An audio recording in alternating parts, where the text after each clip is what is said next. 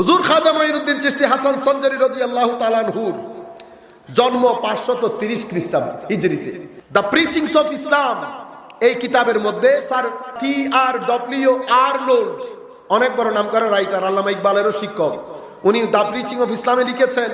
এর পরবর্তীতে শেখ মুহাদ্দিস দেহলভী, আব্দুল হক দেহলভী রাদিয়াল্লাহু তাআলা উনার আখবারুল আখিয়ার। আমি মাদ্রাসার ছাত্রদের জন্য বলবো, হুজুর খাজা মঈনুদ্দিন চিশতি রাদিয়াল্লাহু তাআলা আনহুর জিন্দেগি যেই কিতাবপত্র, এগুলো বাজারের মধ্যে তেমনটা মিলে না। তাতারিরা যখন আমাদেরকে আক্রমণ করেছে তখন আমাদের ম্যাক্সিমাম কিতাবপত্র নষ্ট করে দিয়েছে, কারণ তারা জানে একটা জাতিকে ধ্বংস করতে হলে তার কিতাবপত্র ধ্বংস করে দাও, জাতি এমনিতেই ধ্বংস হয়ে যাবে। সেই জায়গার মধ্যে অসংখ্য কিতাব নষ্ট হয়ে গেছে। তবুও খাজা মঈনুদ্দিন চিশতি সম্পর্কে যদি আপনারা কিতাবপত্র চান তাহলে এই কিতাবপত্রগুলোর নাম মনে রাখবেন। সিয়ারুল আউলিয়া সবচেয়ে নির্ভরযোগ্য কিতাব, যেটা খাজা নিজামুদ্দিন আউলিয়া রাদিয়াল্লাহু তাআলা আনহুর সমসাময়িক কালে ইমাম কেরমানির লেখা। এরপরে সিয়ারুল আখতাব আছে, হুজুর আব্দুল হক মুহাদ্দিস দেহলভীর আখবারুল আখিয়ার আছে, সিয়ারুল আরেফিন আছে, সিয়ারুস সালেকিন আছে, কিন্তু সবচেয়ে নির্ভরযোগ্য সিয়ারুল আউলিয়া। এই কিতাবগুলা হচ্ছে হুজুর খাজা মঈনুদ্দিন চিশতি রাদিয়াল্লাহু তাআলা আনহুর সম্পর্কে লিখিত মূল মৌলিক কিতাবগুলা। এর বাইরেও থাকলে একটা দুইটা থাকতে পারে। এটা হচ্ছে হুজুর খাজা মঈনুদ্দিন চিশতির 530 হিজরি। আমি হিজরিটা বলছি আমাদের এই নতুন প্রজন্মকে জানান দেওয়ার জন্য। আপনারা আবার মনে করবেন উনি 200 বছর আগের 300 বছর আগের নাজি, 530 হিজরির লোক। এরপরে জন্মগ্রহণ করেছেন ইরানের সিস্তান এলাকার সঞ্জর গ্রামে, সেই কারণে নাম সঞ্জারি না। আরো মতামত আছে, আমি শুধু মূল কথাগুলো বলে মৌলিক পয়েন্টে চলে যাচ্ছি। মাতা এবং পিতা দুই দিক থেকে হযরতে খাজা মঈনুদ্দিন চিশতিকে বলা হয় নজিবুত তারাফাইন, মানে মাতার দিক থেকে এবং পিতার দিক থেকে আলে বাইতে রাসূল, বাবার দিক থেকে হুসাইনি, মার দিক থেকে হাসানি। বেলায়েতের খামিরের জন্য মূল জিনিস রক্ত, তো রক্তই তো আমার নবীর রক্ত। ও ভাই, বাবার ছেলেকে দেখতে বাবার মতো লাগে না? কথাবার্তা, চাল চলন, জেনেটিক একটা ব্যাপার থাকে, তো যারা জেনেটিক ইঞ্জিনিয়ারিং করে তারা জানে। তো আমার নবীর দুই দিক থেকে রক্ত বহন করে। আমার নবীর ফুলের সুগন্ধ খাজা মঈনুদ্দিনদের গায়ে বেশি ছিল, বেশি ছিল। পাশে বসলে মনে হয়তো মদিনা শরীফে বসেছে, বুঝতে পেরেছেন? এরপরে 15 বছর বয়সে বাবা ইন্তেকাল করে নেতিম হয়ে যায়, এবং সৈয়দ হাশেম ফতেপুরি রহমতুল্লাহি আলাইহি উনি বলছেন, আমি আসফিয়া লাইব্রেরিতে একটা কিতাব পড়ার সময় একজন মুহাদ্দিসের বর্ণনা মতে আমি পাই হযরত খাজা মঈনুদ্দিন চিশতি উনি অল্প বয়সে লেখাপড়া শেষ করে উনি দার্স দিতেন, পড়াইতেন হারাম শরীফের মধ্যে।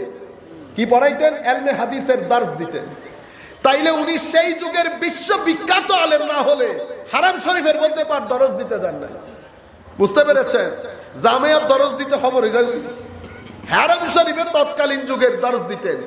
এটার মাধ্যমে আমরা এতটুকু বুঝতে পারি উনি যে শুধু বেলায়েত দেখিয়েছেন তা না, বরং ইলমে হাদিস এবং ইলমে শরীয়তের জন্য একটা বড় সনদ ছিলেন। এরপরে উনি 562 হিজরিতে, 61 হিজরিতে, 561 হিজরিতে হুজুর মহিউদ্দিন শেখ আব্দুল কাদের জিলানী গৌসুল আজম রাদিয়াল্লাহু আনহু ইন্তেকাল করেন। মহিউদ্দিন বাগদাদ থেকে চলে যান, মঈনুদ্দিন বাগদাদে আসেন। তখন হযরতে উসমান হারওয়ানি, হারওয়ান গ্রামে, যেটাকে আমরা পরে উসমান হারুনি বলি, কি বলি? হারুনি শব্দ হচ্ছে উসমান হারওয়ানি, হারওয়ান গ্রাম। তো ওই হারওয়ান গ্রাম থেকে বলতে বলতে কি হয়ে গেছে? হারুনি। উসমান হারওয়ানির দরবারে বায়াত গ্রহণ করেন। দীর্ঘ 20 বছর হযরতে উসমান হারওয়ানির সুহবতে খেদমত করেছেন। 20 বছর পরে ছাত্র যখন পরিপূর্ণরূপে ভিতর বাইরে তৈরি হয়ে যায়, হযরতে উসমান হারওয়ানি রাদিয়াল্লাহু আনহু হুজুর খাজা মঈনুদ্দিনকে নিয়ে হজে বের হন।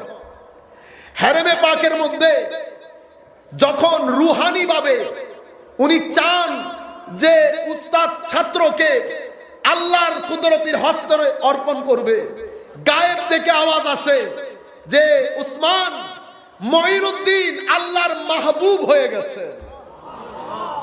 হাজা উসমান হারওয়ানি এটা খুশিতে আত্মহারা, ছাত্রকে মাওলায়ে করিম নিজের মাহবুব হিসেবে কবুল করেছেন। এই খুশিতে হারেমে পাক থেকে উনি মদিনায় মুনাওয়ারায় যান। সিয়ারুল আউলিয়ার মধ্যে আছে।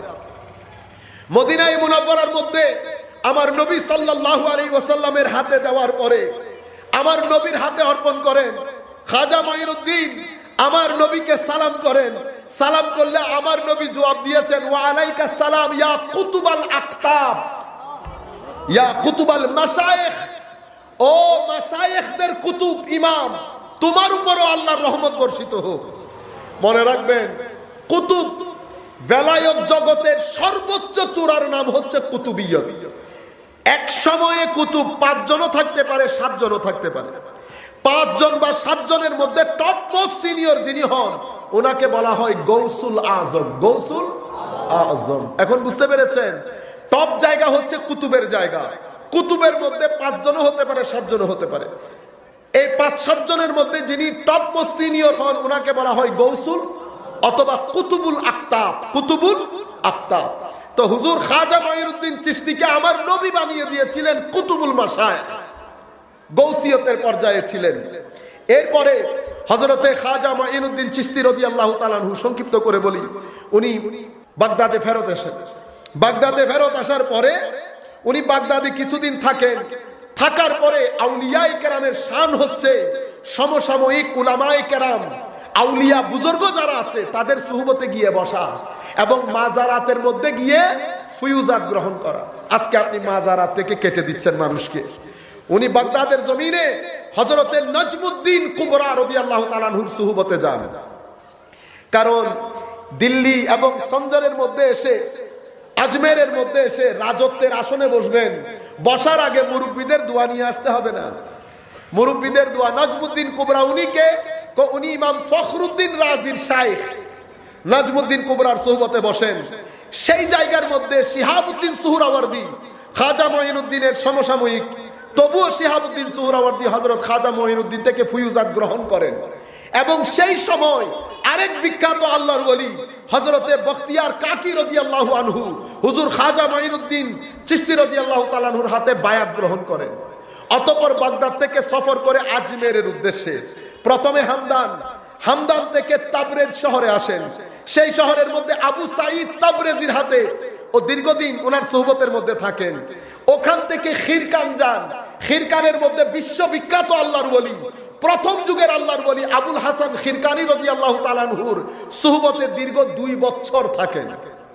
আমাদের মধ্যে আছে, আমরা তো এক পীরের মুরিদকে নিষেধ, তোরা হলমি কেন যাই আরে তাই দেখেন। সফর, বিভিন্ন ওলির দরবারে যাওয়া, মাজারে যাওয়া কত বড় ইম্পর্টেন্ট খাজা মাইনুদ্দিন চিশতি থেকে শিকার জন্য। উনিও তো বিখ্যাত, কিন্তু আবুল হাসান খিরকানির দরবারে গিয়ে 2 বছর ছিলেন। এরপরে ওখান থেকে উঠে হিরাতে যান। হিরাতে উনি অনেক দিন থাকেন। দিনের বেলা বিভিন্ন বড় বড় আলেমে রব্বানির দরবারে যেতেন, রাতের বেলা এসে কোথায় থাকতেন জানেন? মানাজিলুস সাইরিনের লেখক, বিশ্ববিখ্যাত আল্লাহর ওলি শাইখুল ইসলাম আবু আব্দুল্লাহ আনসারী রাদিয়াল্লাহু তাআলা আনহুর মাজারে পাকে রাত্রি যাপন করতেন। দিনের বেলা ঘুরতেন বিভিন্ন ওলি বুজুর্গের আলেমে রব্বানির মাজারে। এরপরে বলখ শহরে আসেন। বলখ শহরের মধ্যে হযরত হাতেম আল আসম রাদিয়াল্লাহু তাআলা আনহুর খলিফা শেখ আহমদ খুজরাওয়ি, অনেক বড় আল্লাহর ওলি, ওনার সুহবতে থাকেন। কেন? কারণ উনি বায়েজিদ বুস্তামি এবং ইব্রাহিম ইবনে আদহামের সুহবত প্রাপ্ত ছিলেন। সেই কারণে খুজরাবের দরবারে যান। ওখানে জিয়াউদ্দিন বলখি নামক একজন দার্শনিক মৌলানা সাহেব ছিলেন। উনি তো তেলে বেগুনে জ্বলে উঠেছে। খাজা মাইনুদ্দিন বহুত বড় সুফি বলে চ্যালেঞ্জ করে বসেছেন। ওনাকে বসতে বলো, আমি আসতেছি বহস করার জন্য। হযরত খাজা মাইনুদ্দিন বললেন আসতে দাও। তো ছেলেদেরকে বলেছে, খাদেমদেরকে পাখি শিকার করে একটু বোনাটুনা করে গেস্টিফাই মেহমানদারি করার জন্য। জিয়াউদ্দিন বলখি তো একেবারে শান শৌকত। হায় হায়, আলেম আর সুফির মধ্যে ফারাক এখানে হয়ে যায়। আলেমের রংডঙের মধ্যে অনেক ভদ্রতা থাকে সুফিদের, আর আলেমদের নাউসরফের গরমে, মাদ্রাসার ছাত্রদেরকে বলতেছি, নাউসরফের গরমে এরা মানুষ বইতে দুয়া সার্ব ফতোয়ার কিতাব পড়ি ফেলি আর গাতার দিতে পারিবেন না। আসছে, আসার পরে বলছে জিয়াউদ্দিন বলখিকে, ওই যে মাংস রেডি করেছে ওখান থেকে 1 পিস দাও। 1 পিস খাওয়ার পরে বেহুশ হয়ে গেছে। হুঁশ হওয়ার পরে আরেক পিস দেওয়ার পরে ভিতরের জিনিস খতম। ভিতরের জিনিস যখন খতম, হুজুর জিজ্ঞেস করছে বলখি কুছ বলো না কিছু। এখন বলতে পারে না। তখন উনি বুঝতে পেরেছেন আমি আসলে লং জায়গায়, বিয়াদবি হয়ে গেছে।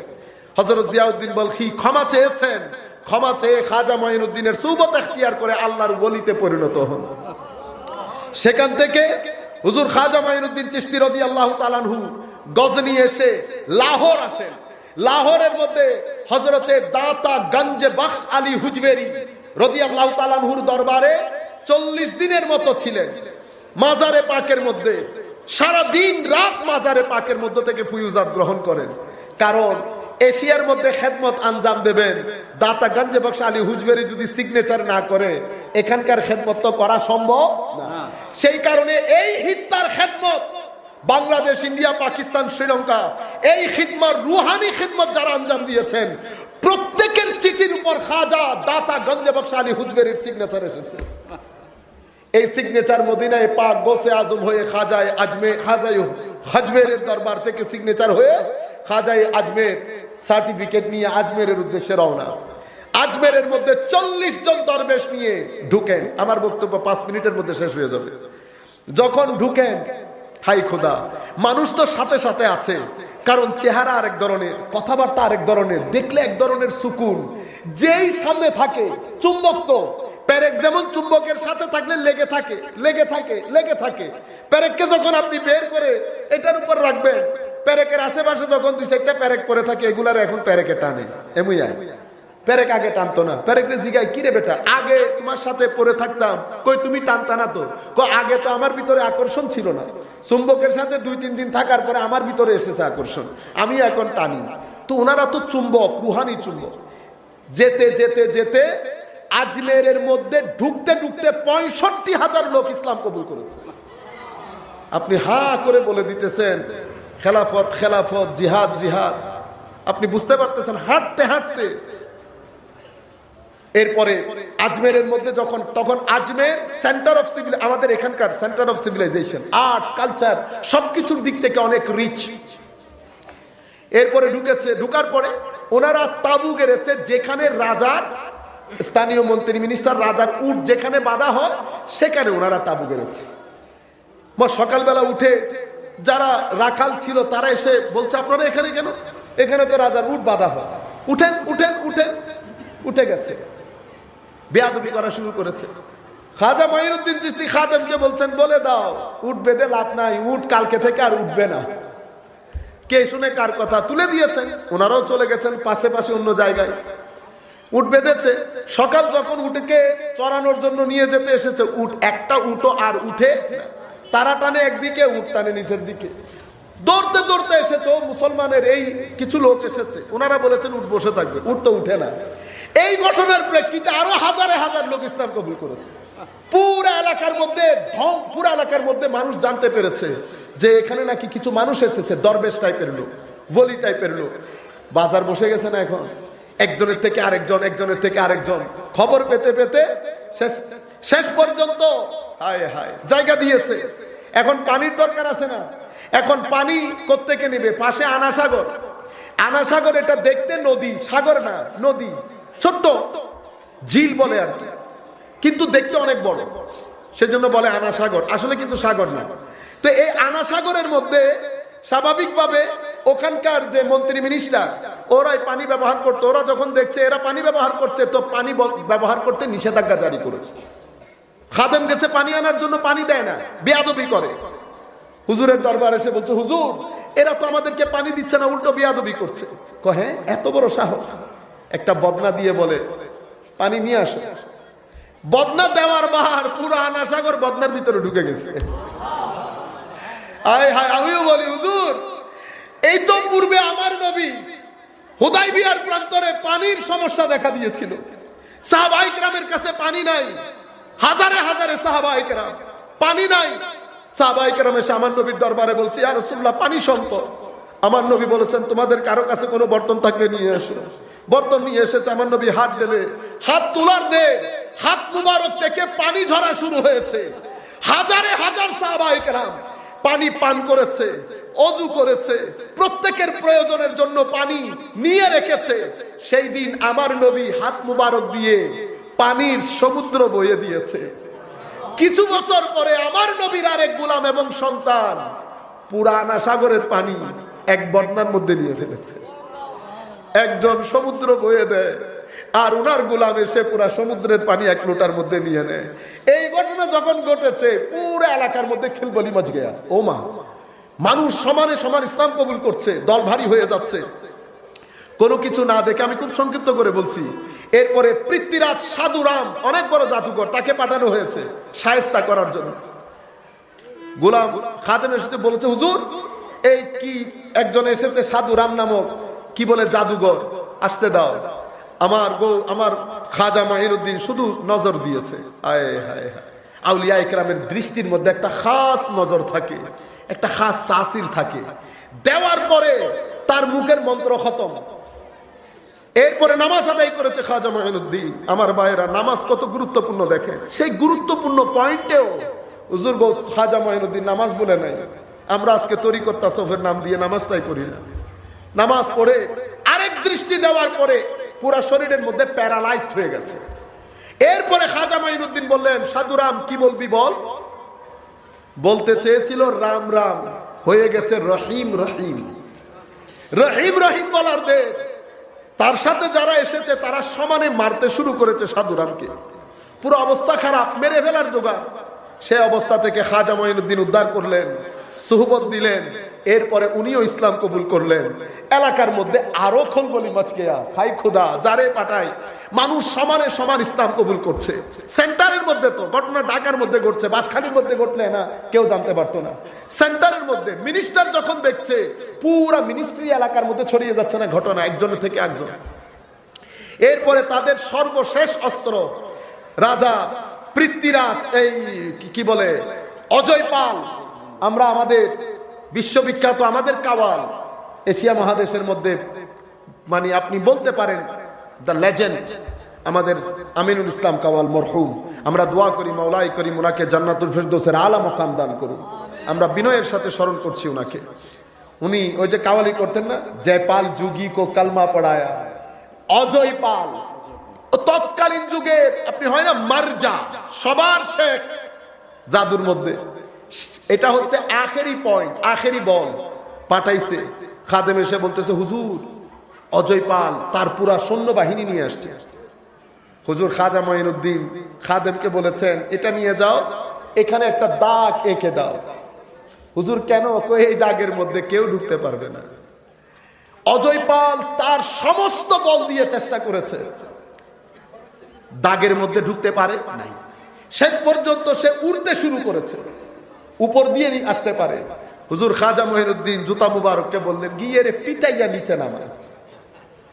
জুতা মুবারক পিটাইয়া নিচে নামা। নামানোর পরে বাকি ঘটনা যা ঘটেছে আসল পয়েন্টের মধ্যে, এটা শোনার পরে উনি শেষে রাজা পৃথ্বীরাজের কাছে ডেলিগেশন পাঠান, মুসলিম আয় আমার হুকুমত গ্রহণ করে নে। পৃথ্বীরাজ ডেলিগেশনকে বেয়াদবি করে, বের করে দেয়, অসম্মান করে, লাঞ্ছিত করে। এটা শোনার পরে খাজা মাইনুদ্দিন চিশতি রেগে একটা জবান দিয়ে একটা শের বলেন ফার্সিতে। মূল কথা হচ্ছে এটা, তুই বড় বেয়াদবি করে ফেলেছিস, তোকে আমি জিন্দা গ্রেফতারের ব্যবস্থা করতেছি।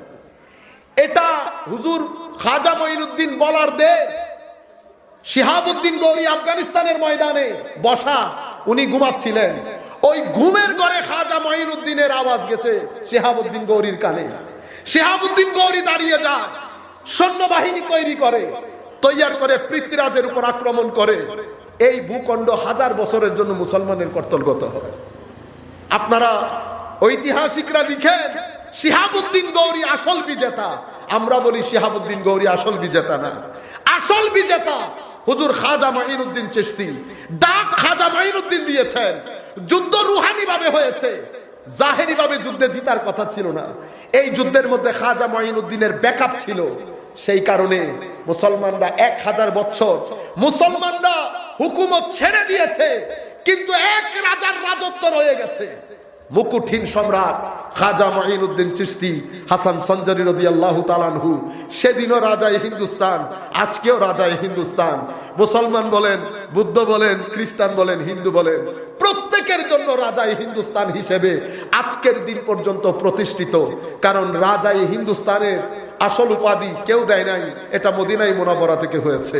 যেটা মদিনাই মুনাওয়ারা থেকে হয়, সিদ্ধান্ত মদিনাই মুনাওয়ারায় হয় না, এখানে এক্সিকিউট হয়, আসল সিদ্ধান্ত উপরে হয়। উপর থেকে যখন রাজাই হিন্দুস্তান বলা হয়েছে, কিয়ামত পর্যন্ত রাজাই হিন্দুস্তান থাকবে। ওয়া মা আলাইনাল বালাগুল মুবিন। ওয়াসসালামু আলাইকুম ওয়া রাহমাতুল্লাহি তাআলা ওয়া বারাকাতুহু।